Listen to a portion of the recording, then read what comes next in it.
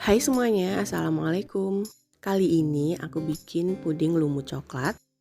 Aku bikin kali ini juga untuk orderan dari teman aku dan dengan diameter 20 cm.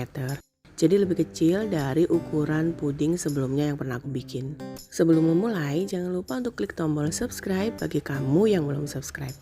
Jadi gimana sih cara membuatnya? Juga aku pakai bahan dan takaran berapa? Simak terus videonya sampai akhir. So keep on watching.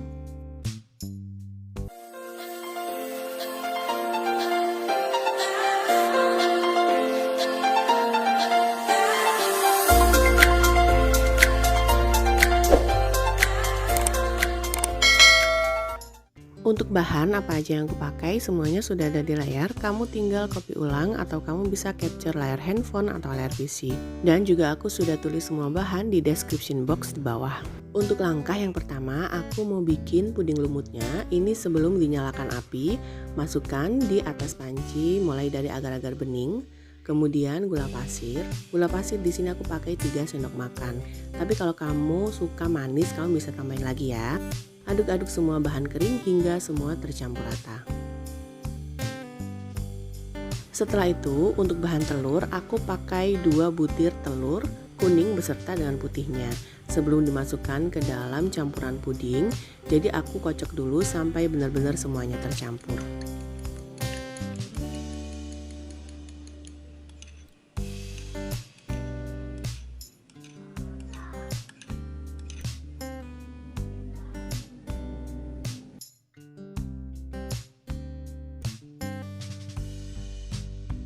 Setelah dimasukkan ke dalam panci, kemudian aduk-aduk lagi hingga benar-benar tercampur. Ngaduknya juga sekalian aku masukkan santan sedikit demi sedikit.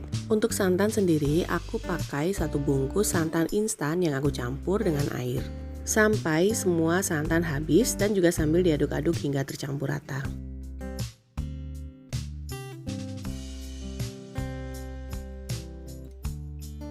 Setelah itu, masukkan vanili cair dan juga masukkan pasta pandan. Untuk banyaknya pasta pandan ini sesuaikan dengan warna yang kamu mau ya. Jadi aku di sini kurang lebih pakai 1 sendok teh.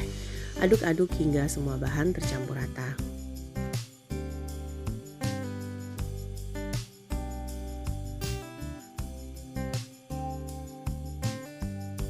Setelah tercampur rata, kemudian mulai nyalakan api dan didihkan.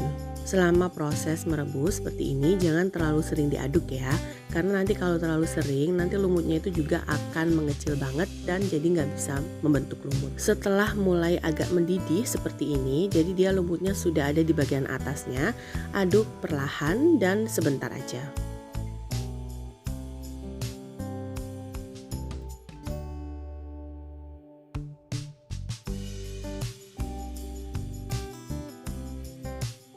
Hingga dia mendidih banget seperti ini, juga meletup-letup, mulai matikan api dan aduk kembali sampai semua busa di bagian atasnya ini hilang.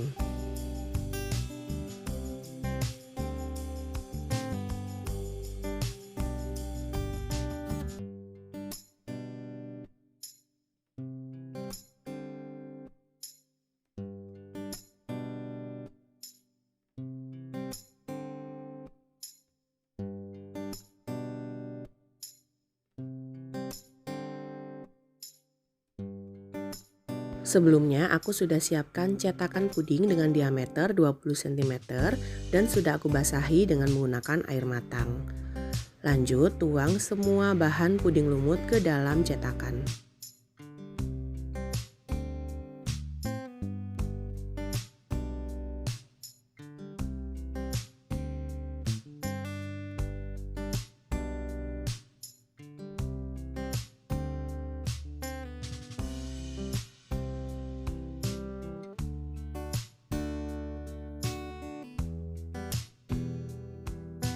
Setelah bahan puding lumut habis, kemudian diamkan hingga dia set di suhu ruang aja kurang lebih sekitar 45 sampai dengan 60 menit. Lanjut bikin untuk bahan layer kedua. Jadi sebelum dinyalakan api, masukkan 1 bungkus agar-agar plain atau boleh juga pakai agar-agar coklat. Kemudian 2 sendok makan coklat bubuk dan 5 sendok makan gula pasir. Untuk kemanisannya ini kamu bisa atur sendiri, kalau kemanisan bisa dikurangin. Dan kalau mungkin kurang manis, kamu juga bisa tambahin. Kemudian tambahkan dengan sejumput garam. Dan masukkan juga 2 sendok tepung maizena ya. Jadi ini aku lupa, nggak aku record. Kemudian aduk-aduk hingga semua bahan tercampur rata. Lanjut masukkan susu cair.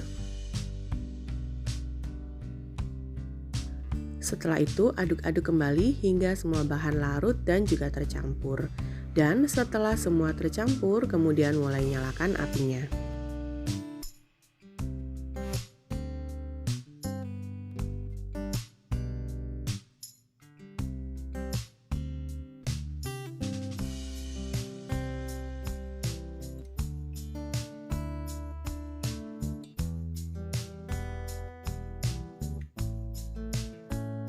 Jadi ini beda dengan puding lumut. Kalau puding coklat ini pada saat proses merebus ini harus selalu diaduk-aduk seperti ini ya. Jadi agar dia nggak gosong di bagian bawahnya. Hingga dia sudah matang dan juga meletup-letup seperti ini, kemudian matikan api. Pastikan untuk sebelumnya puding lumutnya ini sudah set. Setelah itu mulai tuang puding coklat secara perlahan aja di atas puding lumut. Jadi selain menggunakan metode seperti ini, kamu bisa siram di bagian tengahnya atau juga boleh pakai punggung sendok.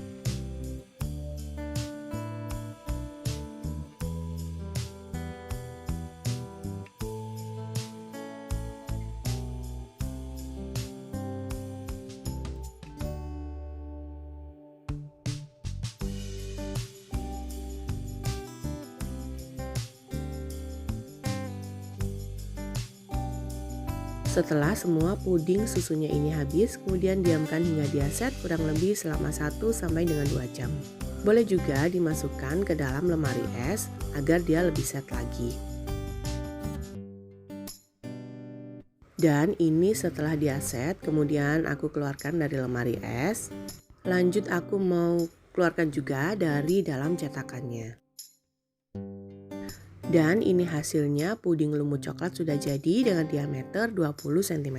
Jadi ini cantik banget dan juga dijamin rasanya juga super enak. Kamu bisa tambahkan juga dengan fla, dan untuk resep fla aku sudah tulis di description box di bawah ya. Untuk linknya kamu bisa pakai 3 cara fla yang aku pernah bikin.